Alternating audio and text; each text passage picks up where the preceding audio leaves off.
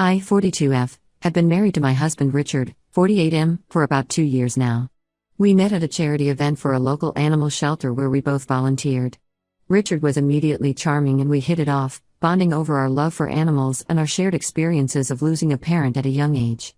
I lost my dad to cancer when I was 15, and Richard's wife passed away shortly after giving birth to their son, Patrick, 24M. Richard raised Patrick as a single father with significant help from his mother, Delilah, 70F. From what Richard has told me, the first few years were incredibly challenging. He was grieving the loss of his wife while trying to care for a newborn. Delilah stepped in to help, which Richard was grateful for at the time. However, as Patrick grew older, it became clear that Delilah's involvement wasn't always positive. Delilah spoiled Patrick rotten. She constantly undermined Richard's parenting decisions and gave Patrick whatever he wanted. If Richard tried to discipline Patrick or set boundaries, Delilah would swoop in and overrule him. She'd buy Patrick expensive gifts, let him stay up late watching TV, and feed him junk food despite Richard's protests. As a result, Patrick grew up to be entitled and selfish. When Richard and I started dating 4 years ago, Patrick made it clear he didn't approve.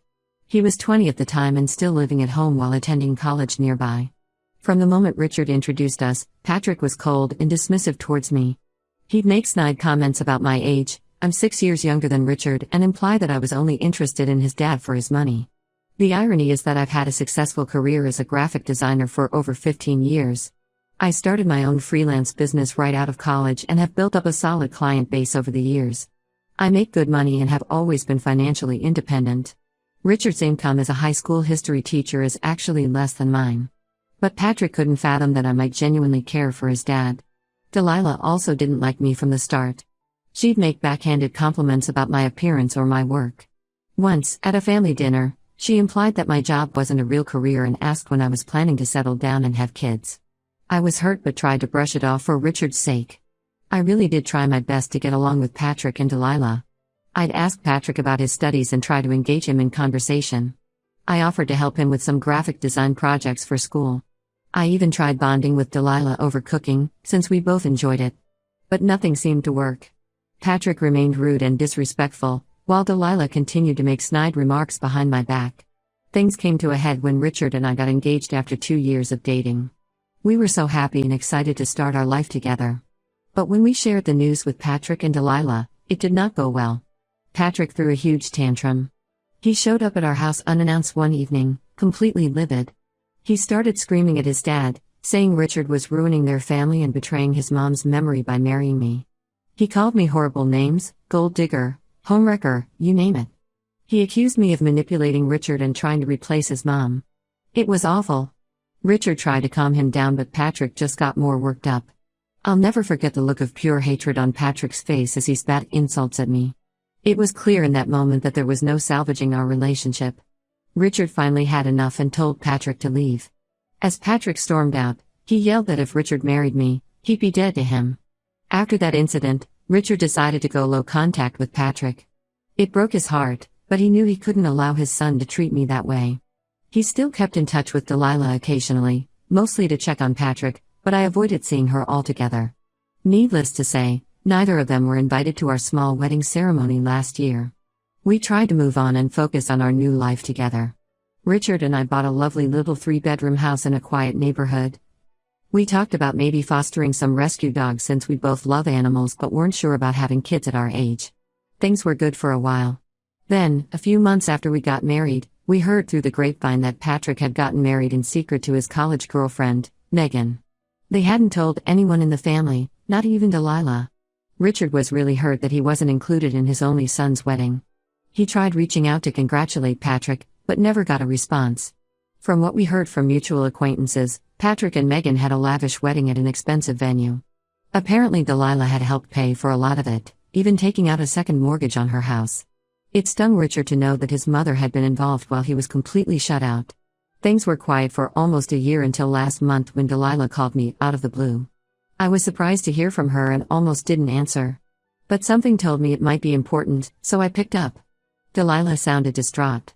She said Patrick and Megan were getting divorced after only 10 months of marriage. Apparently Patrick had been caught emotionally cheating with a coworker. He'd been exchanging inappropriate texts and emails with this woman for months. Megan found out and was devastated. She kicked Patrick out of their house, which was in her name, and filed for divorce.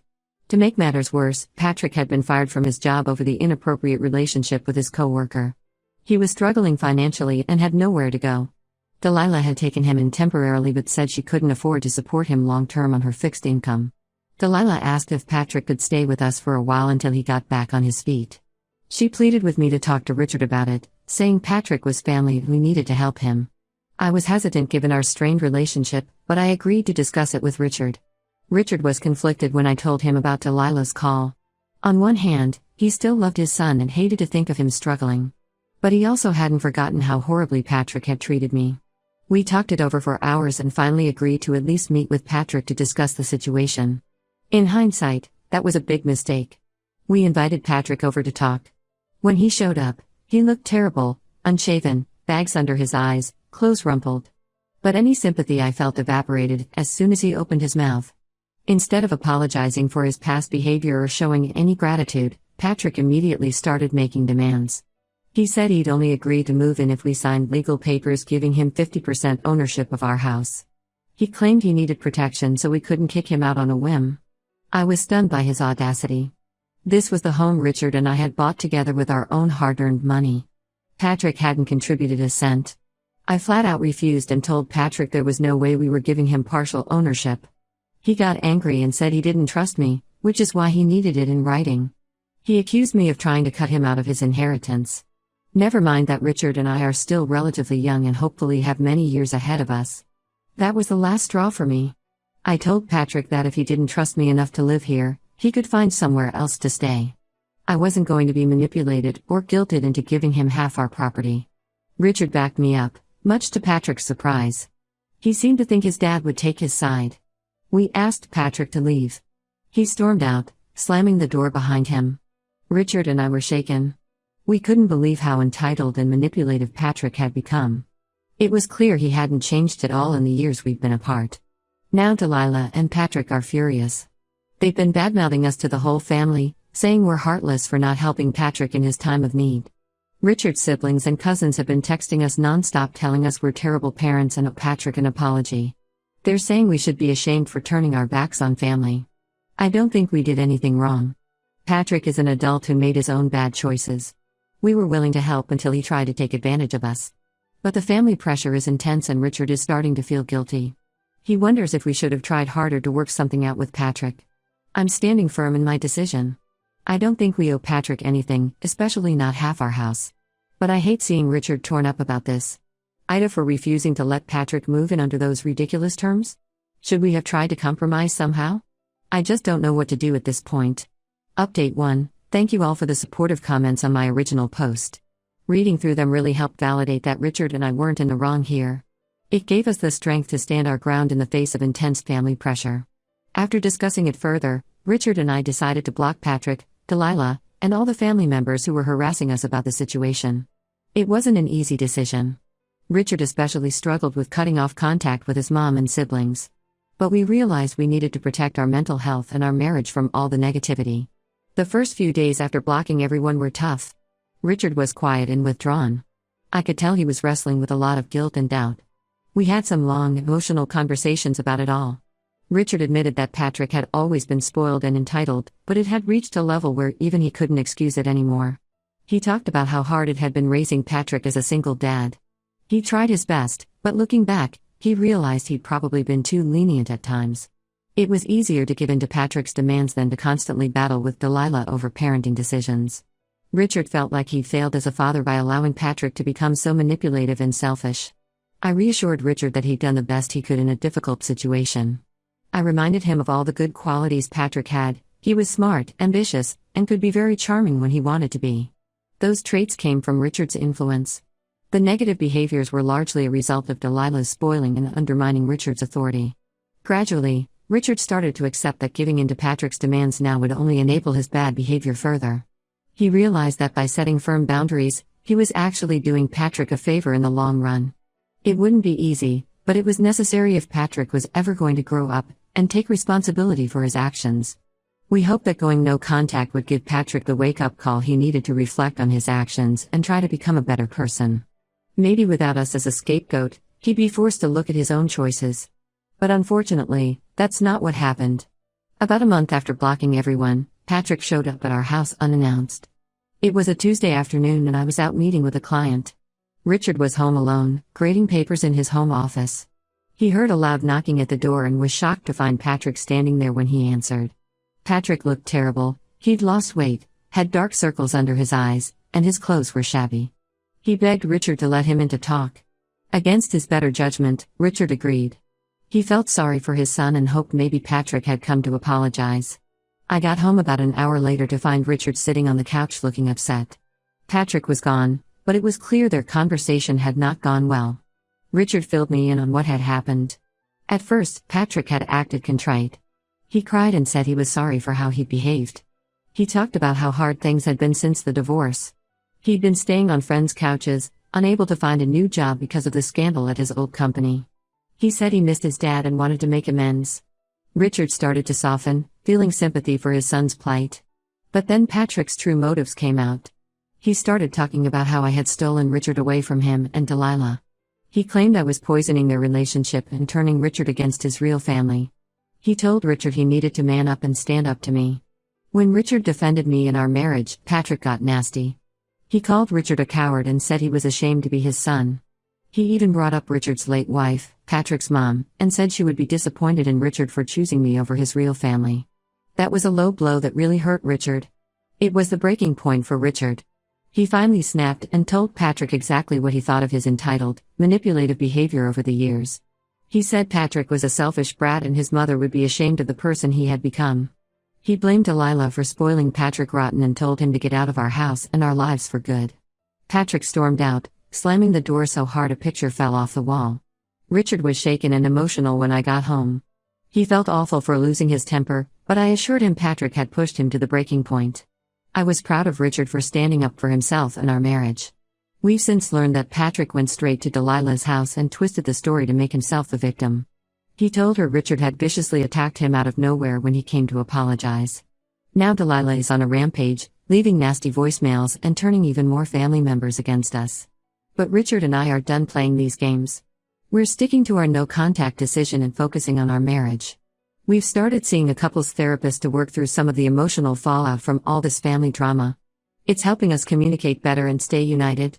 It's sad that it came to this, but we can't keep toxic people in our lives, even if they're family.